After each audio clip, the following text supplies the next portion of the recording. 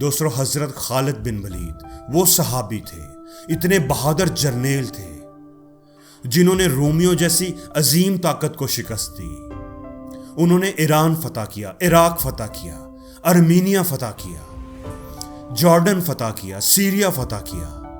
حضرت خالد بن ولید ہر میدان میں ناقابل شکست تھے۔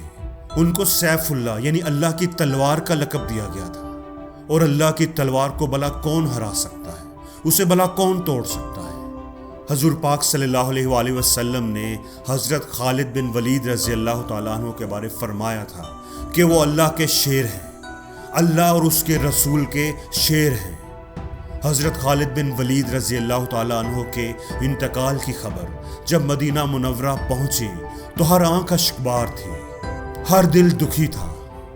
حضرت خالد بن ولید کو جب قبر میں اتارا جا رہا تھا تو لوگوں نے دیکھا کہ آپ رضی اللہ تعالیٰ عنہ کا گھوڑا اشجر، جس پر بیٹھ کر آپ نے ساری جنگیں لڑی تھی، اس کی آنکھوں میں بھی آنسو تھے۔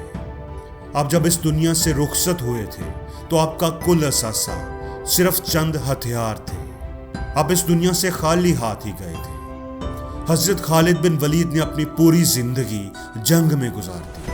انہوں نے رومیوں سے کہا تھا کہ تم اپنی تعداد پر نہ جانا، اس پر گھمنڈ نہ کرنا، اپنے ہتھیاروں پر گھمنڈ نہ کرنا، کیونکہ آج تمہارا سامنا اس قوم سے ہے جسے موت اتنی ہی عزیز ہے جتنی تمہیں زندگی۔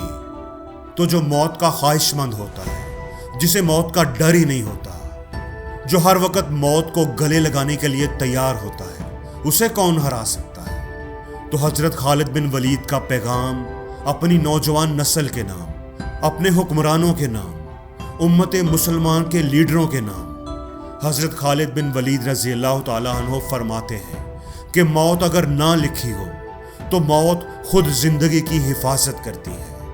میں نے ساری زندگی میدان جنگ میں گزار دی، شہادت کی تمنا لیے ہوئے گزار دی، اور ساری زندگی موت میری حفاظت کرتی رہی۔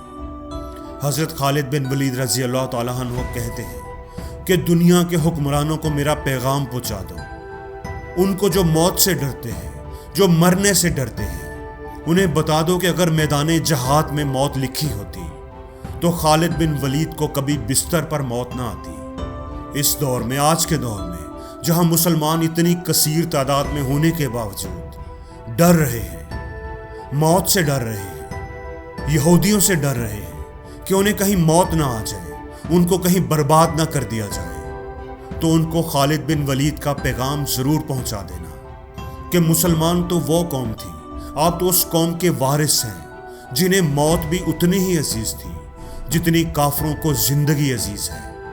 اور آج ہم موت سے ڈرتے ہیں اور کافروں کی طرح زندگی سے پیار کرتے ہیں، اور اسی لیے آج ہمارا یہ حال ہے۔